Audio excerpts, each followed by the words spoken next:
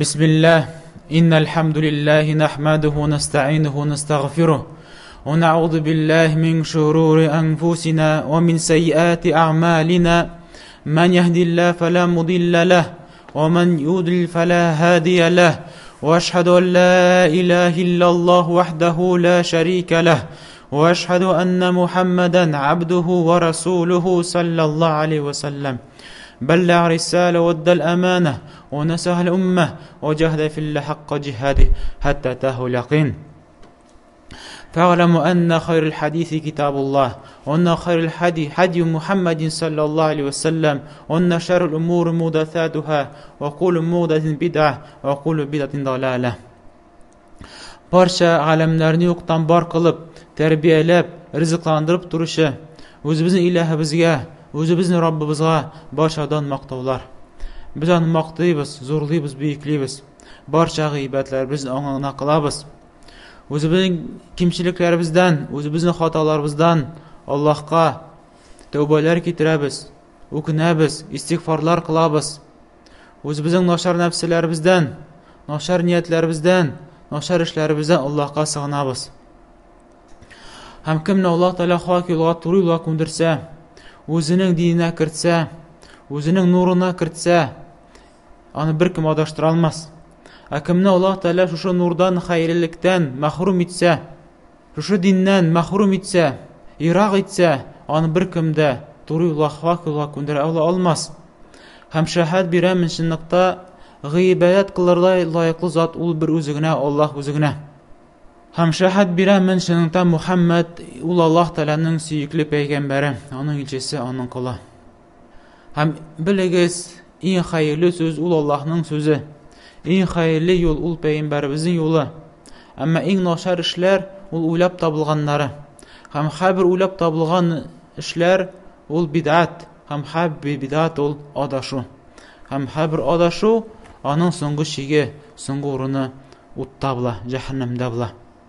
Hem Allah'tan soruyuz, Allah Teala özünün salatlarım, selamların jitkirsin, süyüklü peygamberine Muhammed sallallahu aleyhi ve sellem'ge. Hem şoyak Allah'tan soruyuz, özünün selamların, salatların jitkirsin peygamberimizin ailesine, onun sahabelerine, hem kurkem revuşta peygamberimizin sünnetine yeruşilerge. Necek biz kardeşlerim, Allah Teala bizge özünün en kurkem, en yaxşı dinin birdi. İslam dinin birdi. Bu İslam dini kişi tarafından uylap tabılgan din tügül. Kişi özünün zakonların, özünün tileklerin ne tüzülgen din tügül. Belkim tulası bilen Allah Teala tarafından jiberilgen din. Hem nindi yaktağına karama, ul din türlü yaktağında, bütün yaktağına matur din, kurkem din. Hem şul bir maturlığın iske açırız. Şu dinde bulan bir maturlığı ol inde selam biru. İsenneşu. Esselamu aleyküm ve rahmetullahi ve berekatuh. Mına bu selamını Allah Teala soylab ala hem anı kişilikke bire. Mına kursata Peygamberimiz sallallahu aleyhi ve sellem'in hadisi. Nçik bu hadis Bukhari hem Müslim sünecintinde getirile. Bu hadisini Abu Hurayra radiyallahu anhu tapşıra. Allah Teala Ademni barlığa getirgeç. Anayta. Ey Adem, bar ana tege feriştelerge. Oturup turan feriştelerge bar. Hem onlara selam bir. Hem tınlaptır. Sina nindi isenneşu bilen onlar sana koytarırlar. Hem ağlarının koytargan isenneşuğu ul senin isenneşuğun bulaşaq hem senin bağlarının isenneşuğu bulaşaq. Yani Allah Teala özü soylab bire ne şuşu ettirip isenneşigiz bir-birigiz arağızda. Hem Adem aleyhisselam bara hem onlara selam bire. Ondan soň onlar koytaralar. Esselamu aleyke ve rahmetullah. Yani başta Adem aleyhisselam ayta Esselamu aleyküm. Hem ferişteler koytaralar. Sina da Allah'ın selamı bulsun, hem Allah'ın rahmeti bulsun. Onlar istediler, rahmetullah, Allah'ın rahmeti sina bulsun. Mına Peygamberimiz sallallahu aleyhi ve sellem peygamber bulup kilgençi, cahiliyet vaxtında Garaplar алар үзләрендә исәнләшү булган әлбәттә, чөнки бу кешенең табиатына туры килә торган хәл. Сүзне башлап җибәрү өчен бер-береңнең хәлен сораштыру йөзеннән, бер-береңә шатлык кертү йөзеннән, һәр кавымда әлбәттә бар бу, һәр кабиләдә бар ул исәнләшү түре бар. Алар инде исәнләшкәннәр, ан'ама сабахан, ан'ама масан, хәерле көн, хәерле кич, сезгә хәерлек булсын, хәерлектә булыгыз. Хәтта хәзерге вакытта да менә кайбер урыннарда сабахул хәйр, масаул хәйр, хәерле көн, хәерле кич. Менә безнең татарларда да мәсәлән исәнмесез, саулармысыз, исәннәрмесез. Русларда здравствуйте, привет һәм башка шундый исәнләшүләр. Бу исәнләшүләрдә үз асылында яхшы мәгънә ятса да, ләкин тагы да яхшырак исәнләшү бар. Тагы да күркәмрәк исәнләшү бар. Ул күркәмрәк, яхшырак исәнләшүне җиде күк өстендәге булучы гыйбат кылган торган Затыбыз Аллаһ Тәгалә үзе сайлап бирә безнең өчен. Менә тагы шуңа күрсәтә Пәйгамбәрбез саллаллаһу алейһи ва сәлләмнең бер хадисе. Ничек Умайр дигән бер кеше, ул ислам динен кабул иткәнче Мәдинәгә килә. Умайр ибн Вахб аль-Җумхи. Ул Мәдинәгә килә. Һәм исәнләшә, сезгә хәйрле иртә булсын дип Пәйгамбәрбез саллаллаһу алейһи ва сәлләм белән исәнләшә. Пәйгамбәрбез саллаллаһу алейһи ва сәлләм аңа әйтә: "Ләкин безгә килгәндә Аллаһ Тәгалә безгә тагы да яхшырак сәламны бирде, и Умайр." Ул шушы ассаламу алейкум. Чөнки менә бу сәлам җәннәт әһелләренең исәнләшүе. Аллаһ Тәгалә искә төшерә үзенең аятларында, ничек җәннәт әһелләре бер-берсе белән исәнләшәчәкләр.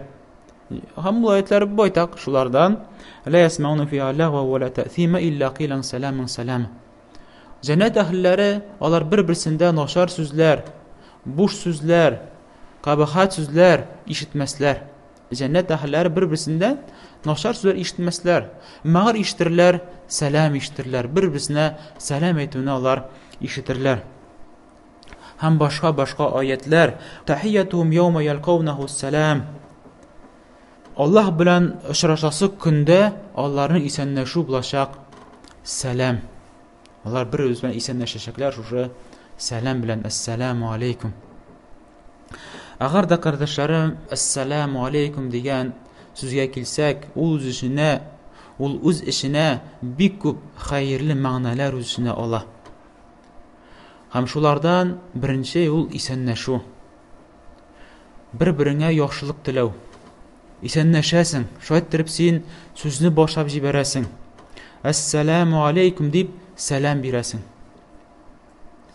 Һәм шулай аның мәгънәләреннән Аллаһның исемен искә төшерәсең. Чөнки "Ассаламу алейкум" дигән сүздә Аллаһның исеме бар. Ассалам. Ассалам ул Аллаһның бер исеме.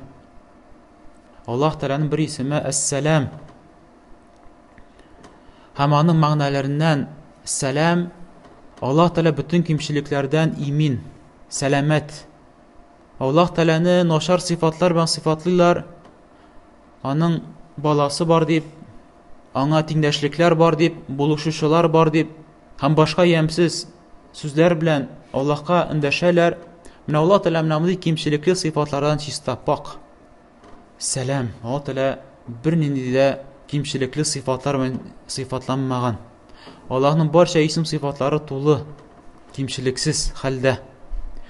Һәм тагының мәгънәләреннән Аллаһ Тәгалә имин итүче. Шуңа без намаз ахырында әйтәбез: "Аллаһумма антас-салам." Син бит сәлам, Раббым. Имин итүче. Үзең син иминлектә, ягъни бөтен начар сыйфатлардан иминдә син, чиста син. Һәм син имин итүче. Безгә иминлек бирүче. Үзеңнән имин итәсең, үзеңнең газабыңнан, ачуыңнан безне имин итәсең, саклыйсың. Һәм башка кешеләрнең зыяннарыннан безне саклыйсың. Дошманнардан безне саклыйсың. Шайтанның начарлыгыннан безне саклыйсың. Антас-салам, син имин зат. Ва минкас-салам, һәм синнән иминлек. Аллаһумма антас-салам ва минкас-салам тәбәрәктә я зәл җалали вал икрам. Бу әйтелә намаз ахырыннан соң. Estağfurullah, estağfurullah, estağfurullah tövбеләр китергәннән соң, истигъфарлар кылганнан соң, намаз эчендә булган килеп чыккан кимчелекләрдән Аллаһ Тәгалә гафу сораганнан соң, сорыйсың: Раббым, син имин зат, безне имин кыл инде шушы хаталарның нәтиҗәләреннән. Ул хаталар өчен безне газаплама. Ул хаталарны кичер, безнең хаталарыбызны, имин ит безне, сакла. Аның мәгънәсе сәламның мәгънәсе имин итүче. Менә кайчан без кеше белән исәнләшәбез. Әссәламу алейкум. Аллаһның исемен искә төшерәбез. Һәм шулай иттереп, Аллаһның исемен искә төшереп кеше белән исәнләшәбез. Һәм Аллаһның исеме белән бәрәкәт таратабыз. Чөнки Аллаһ Тәгалә бәрәкәт бирүче, бәрәкәт салучы. Аллаһның исемен искә төшерү белән бәрәкәт тарала, хәерлек тарала. Һәм тагы аның мәгънәләреннән дуа кыласың. Дуа кыласың. Әссәламу алейкум. Аллаһның иминлеге сезгә булсын. Ягъни Аллаһ Тәгалә сезне имин итсен. Аллаһ Тәгалә сезне бәла казалардан сакласын. Кеше өйгә кергәндә, кеше өйдән чыкканда үзенең өй әһелләренә, гаиләсенә, әти-әнисенә дуа кылып чыгып китә. Мин чыгып китәм эшкә яки сәфәргә. Сез өйдә исән-сау булыгыз. Аллаһның иминлеге, Аллаһның саклауы сезнең белән булсын. Аннары тагы өсти: "Ва рахматуллаһи", Аллаһның рәхмәте булсын сезгә. Ва бәрәкәтү, һәм Аллаһның бәрәкәте булсын сезгә. Һәм шулай узатучылар да яраткан кешесен узатканда шулай узатып: "Сәламу алейкум ва рахматуллаһи ва бәрәкәтү" узаталар. Ирем, син дә исән сау йөрө. Сиңа да Аллаһ Тәгалә үзенең саклыгын бирсен, имин итсен сине. Аллаһның рәхмәте сиңа булсын. Эшеңдә Аллаһның бәрәкәте булсын сиңа. Нинди күркәм дуа бер-береңә. Шулай итеп мөселман кеше өеннән чыгып киткәндә дуа кылып чыгып китә. Кардәшләре белән очраша, эшендә булган кешеләр белән очраша, шул дуаны әйтә, шул ук теләкләрне әйтә, шул ук хәйрі дуаларны алар өчен дә кыла. Нинди күркәм, нинди яхшылык, нинди изгелек җыелган шул бер исәнләшүдә. Бер-береңә дуа кылу, бер-береңә хәйрлек теләү. Менә мондый исәнләшү тагы нинди диндә бар, һәм нинди исәнләшүдә бар. Һәм тагы шушы исәнләшүдә тагы бер мәгънә җыела. Ул хәбәр бирү. Син кешегә хәбәр бирәсең. Менә син кайчан кеше белән исәнләшәсең? Әссәламу алейкум. Сиңа иминлек булсын. Син хәбәр бирәсең. Кеше, ey адәм, миннән курыкма. Миннән сиңа бер зыян да килмәячәк. Чөнки син аңа сәлам әйтәсең. Чөнки син аңа иминлек белән вәгъдә кыласың. Миннән сиңа зыян булмаячак. Борчылма аның өчен. Һәм сәлам бирәсең. Һәм хаталы шул кеше була, кайчан башта ул кеше белән исәнләшә, анасын аның артыннан китү белән аның хакында гайбәт сатса, яки зумлык китерсә, яки алдашса, сәүдә кылганда алдап ята. Бу хыянәтче. Син башта әйттең, сәлам әйттең башта. Эй кардәшем, миннән сиңа зыян булмаячак. Борчылма аның өчен, мин сине алдамаячакмын да. Мин сиңа кул да күтәрмәячәкмен, сиңа начар сүз дә әйтмәячәкмен. Миннән сиңа карта бер зыян булмаячак. Чөнки мин сиңа вәгъдә кылып әйтәм: "Әссәламу алейкум". Һәм шуннан соң хыян китерәсең үзең сүзеңә. Бу ялганчы кеше. Монда гынах өстенә гынах җыела бу кеше өстенә. Һәм хакыйкатьтән дә карасаң, менә бу кеше сәламның мәгънәсен дә белми. Әссәламу алейкум ва рахматуллаһи ва бәрәкәтү. Шуны бәрәкәтле, хәйрле сүзнең мәгънәсен дә белми. Һәм гомумән караса, күпчелек кешенең мәгънәсен белми. Шуның мәгънәсен белмәгәч, бер-беребез белән исәнләшмиләр дә.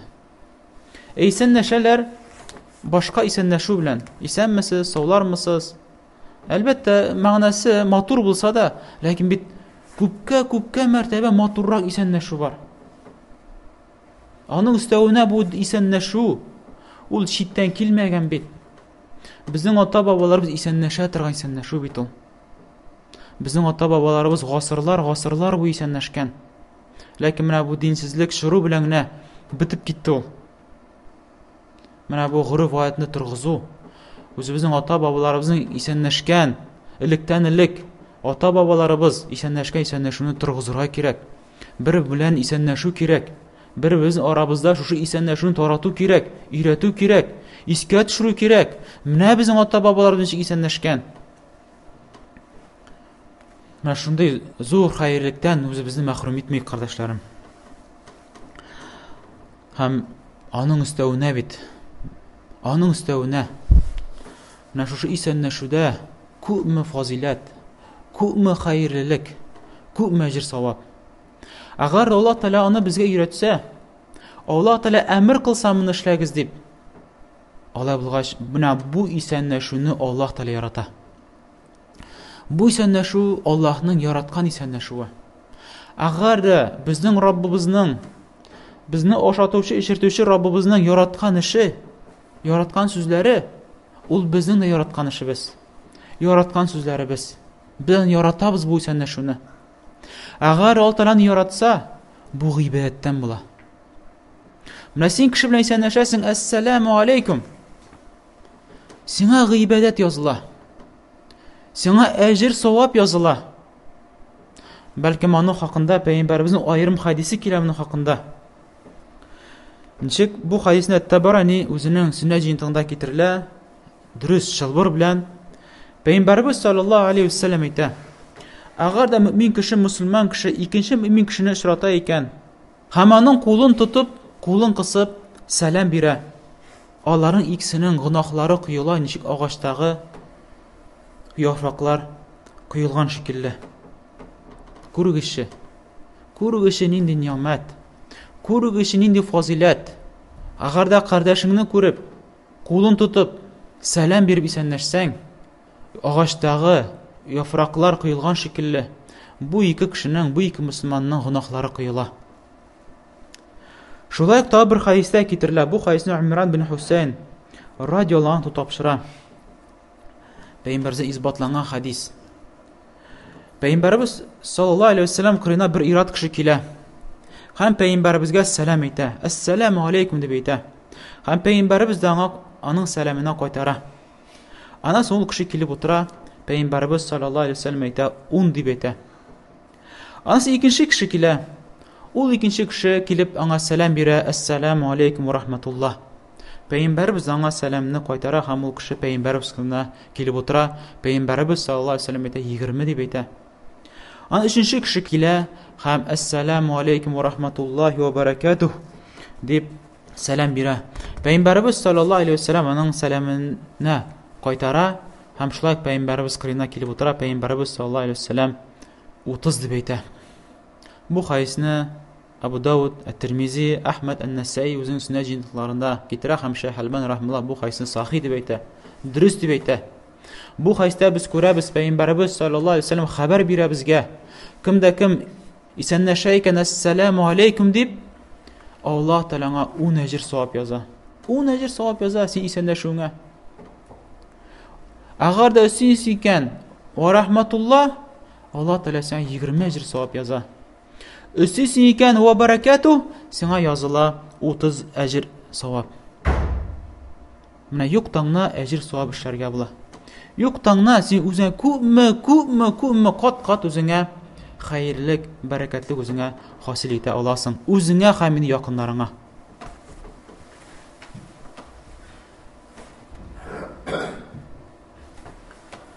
Элхамдулиллаһи раббил аламин, ва ла акибату лил муттақин, ва ла удвана илля аля залимин. Ва саллаллаһу аля набийина Мухаммадин ва аля алихи ва асхабихи аҗмаин. Хәмнә кардәшләрем, менә бу исәнләшү бер-беребезгә яратуны кертә, мәхәббәт кертә, бер-беребезгә хәерлек теләүне кертә. Ничек Пәйгамбәрбез саллаллаһу алейхи ва саллям Муслим Сүннәт җыентыгында хәбәр бирә. Пәйгамбәрбез әйтә: сез берегез дә җәннәткә кермәссез, хәтта иман китергәнче. Һәм берегез дә иман китереп бетермәс, ягъни тулысы белән иманы тулы бетмәс, хәтта бер-берегезне яратканчы. Хәтта мусламаннар бер-берсен яратканчы. Менә кашан мусламаннар бер-берсен Аллаһ ризалыгы өчен, байлык өчен дә түгел, матурлык өчен дә түгел, башка дөньяви максатлар өчен дә түгел, фақат Аллаһ өчен Müslüman булганнар өчен, мөселманнар бер-берсен яратса, менә уларның иманнары камилләшә. Һәм Пәйгамбәрбез дәвам итә: "Хәбәр биримме сезне яраттыра торган эшне? Агар ул эшне эшләсәгез, бер-берегезне ярата торган буласыз. Ул бер-берегез арагызда сәламне арттырыгыз, исәнләшегез бер-берегез белән." Һәм бу хәдистә безгә күрсәтә, менә исәнләшү, сәлам бирү бер-береңә, бер-береңә яхшылыклар теләү, бер-береңә дугалар кылу, менә бу инде бер-беребезне яраттыра. Һәм бу диннең максатларыннан булып тора: мөселман кардәшләрне, мөселманнарны бер сүзгә, бердәмлеккә җыю. Һәм тагы китерелә хадис. Бу хадисне Абдулла бин Амр радиялlahu анху тапшыра. Шунлыкта бер ират кеше килә һәм Пәйгамбәрбездән сорый: "Эй Аллаһның илчесе, кемнең исламы иң күркәм? Яни иң яхшы мөселман кем ул?" Пәйгамбәрбез саллаллаху алейхи ва саллям әйтә: "Тут'имут та'ам ва тaqra'ус салам ала ман арифта ва ман лам ta'rif." Ул кешеләрне ризык белән ризыкландыру, яни кешеләргә ризык тарату, аларны сыйлау, аларны мәҗлескә чакыру һәм белгән кешегә дә, белмәгән кешегә дә сәлам әйтү. Менә кеше агар да шушы сыйфатлар белән сыйфатланса, аның исламы күркәм, аның исламы матур, күркәм дәрәҗәдәге булган мөселман кеше була. Менә бу хадис Бухари, Муслим сәнәдендә китерелә, сахих хадис Пәйгамбәрбездән китерелә. Әлбәттә, моңа игътибар итү кирәк. Һәм сәлам әйткәнебезчә, бу Аллаһның исеме. Аллаһның исеме. Һәм син сәлам бирсәң, син Аллаһны искә төшерәсең. Күрәсең, күпме файда, күпме өстенлек шушы исәнләшүдә. Әссәламу алейкум дип әйткәч, син шул вакытта Аллаһны искә төшерәсең. Чөнки Аллаһның исеме анда. Иманнарың күтәрелә шуның белән. Иман күтәрәе чынлап та. Чөнки Аллаһны искә төшерү белән Аллаһтан куркып куясың, Аллаһка өметләнәсең, Аллаһны яратасың. Һәм Аллаһны искә төшерү белән инде мөэминнең йөрәге йомшарып китә. Иманы күтәрелеп китә. Шулай итеп, Аллаһны искә төшерүлек белән идән шайтаннар кача. Шайтаннар китеп бара. Моңа күрсәтә Пәйгамбәрбез саллаллаху алейхи ва саллям берничә хадисе. Шулардан ничек Тирмизи сөннәтендә китерелә. Бу хадис яхшы хадис.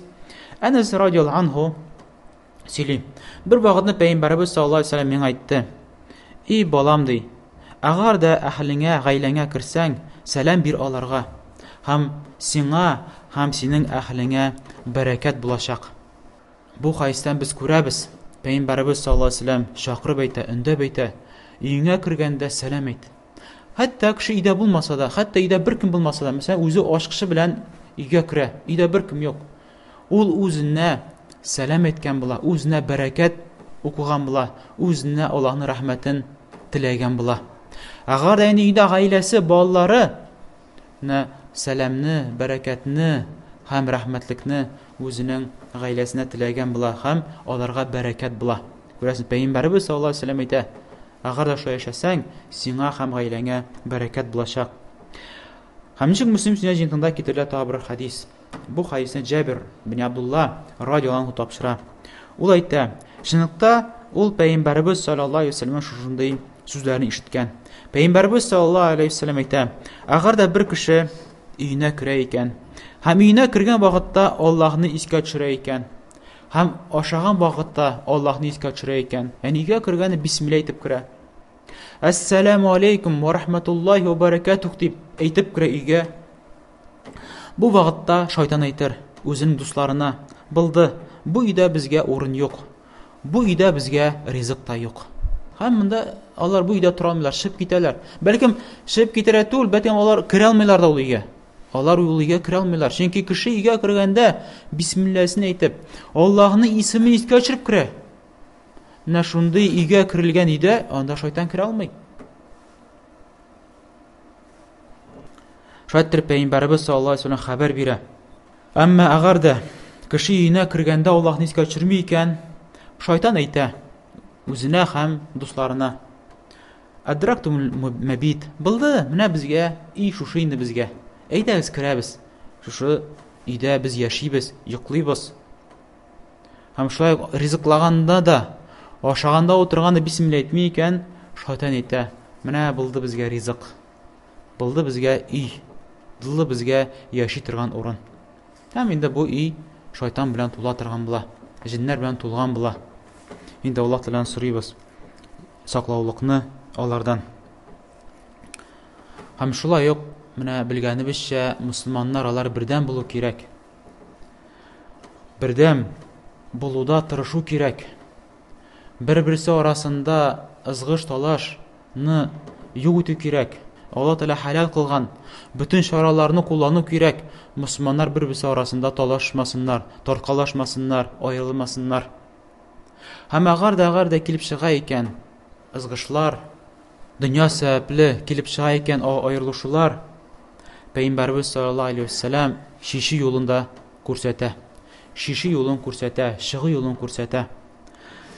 Инде бу хадисне Имам Тирмизи үзенең Сүннәт җыентыгында китерә. Һәм Бухари үзенең Әдәб-ул-Муфрад китабында китерә. Сахих хадис. Пәйгамбәрбез саллаллаһу алейһи ва сәллям әйтә: Мусульман кешене 3 көннән дә артык һиҗрәт кылырга ярамый. Ягъни аның белән исәнләшмичә, аның белән сөйләшмичә 3 көннән дә артык торырга ярамый. Берәни дөнья сәбәпле ызгыш килеп чыккан икән, дөньядагы бер мәнфәгать сәбәпле талашу килеп чыккан икән, иң соңгы срок ул 3 көн. 3 көннән дә артык үпкәләшеп йөрергә ярамый. Агар да 3 көннән соң үпкәләшеп йөриләр икән, инде гынаһка китә. Мысыда гынаһлы була, мысыда гынаһлы була. Әмма Аллаһның рәхмәте белән Аллаһ Тәгалә бит кешенең табигатын белә. Ошо мал-мөлкәте сәбәпле араларда индер ызгыш килеп, бер-берсенә үпкә булырга мөмкин. Ләкин ул үпкә 3 көннән артык булырга тиеш түгел. Әйе, кешенең табигаты шулай, ул үпкәли, ачуланып йөри. Ләкин менә бу ачуланышу 3 көннән артык булырга тиеш түгел. 3 көннән соң гынаһка төшәләр инде. Мысыда, агар дуслашмасалар. Һәм Пәйгамбәрбез саллаллаһу алейһи ва сәллям әйтә: шулай итеп, соңгы көн ул 3-нче көн. Һәм аларның арасында иң яхшысы шул, агар да ул сәлам белән башлап җибәрсә. Менә алар бер-берсе белән ызгыштылар, аерылыштылар, үпкәләштеләр. Һәм кем беренчесе сәлам белән кайтарса, салам алейкум дип әйтсә, инде менә бу ызгышны, менә бу үпкәләшүне туктата торган була. Һәм Пәйгамбәрбез саллаллаһу алейһи ва сәллям әйтә: менә бу да иң яхшысы икесеннән. Әҗер савапка иң каты ирешүче шушы кеше. Менә бу хадистә без күрәбез. Бу хадистә без күрәбез ничек менә агар да ызгыш, талаш булса мусламан арасында аны тиз хәлдә чишү кирәк. Һәм чыгы юлда ачкышы да булып тора ул сәлам. Сәлам әйтәсең. Аны бит әйтү авыр түгел. Бик җиңел аны әйтү. Салам алейкум ва рахматуллаһи ва баракатуһ. Салам алейкум кардәшем дип әйтәсең. Һәм инде менә бу икегезнең арагызда булган яратмаулыкны шайтып син батасың, җимрәсең. Әйткәнебезчә, мусламаннарның бердәм булуы, аерылмашмавы бу инде безнең динебезнең бер максатларының бер максаты. Кардәшләрем, агар да без бу исәнләшүнең фазиләтен, өстенлеген шутласак, аны шутлап бетергесез. Ул ислам диненең галәмәте, ислам диненең күрсәтмәсе. Нинди генә милләттән булмасын, ул татар булсынмы, урыс булсынмы, араб булсынмы, үзбәк булсынмы, француз булсынмы, башка милләттән булсынмы, агар сиңа ассаламу алейкум дип әйтә икән, шул вакытта безгә фикер килә: бу мусульман. Шул вакытта үзенең мусульманлыгын күрсәтә. Чөнки бу исәнләшү белән фақат мусульманнар гына исәнләшә. Мусульманнарның, мөэминнәрнең исәнләшүе. Ләкин башка исәнләшүләр, исәнмесез, привет, сәлам, моны нинди генә диндә кеше исәнләшми. Христиан да, яһуди да, буддисты да, һәм башка бөтен исәнләшә алар шушы исәнләшү белән. Ләкин исламның галәмәтләреннән, күрсәтмәләреннән, шәгырисеннән булып тора, шушы Аллаһ Тәгалә өйрәткән исәнләшү. Шуңа да кардәшләрем, менә бу исәнләшүне торгызыйк. Шушы динсезлек заманда шундый зур мәгънәле, бәрәкәтле исәнләшүне динсезләр бетерделәр. Бетергә бик каты тырыштылар.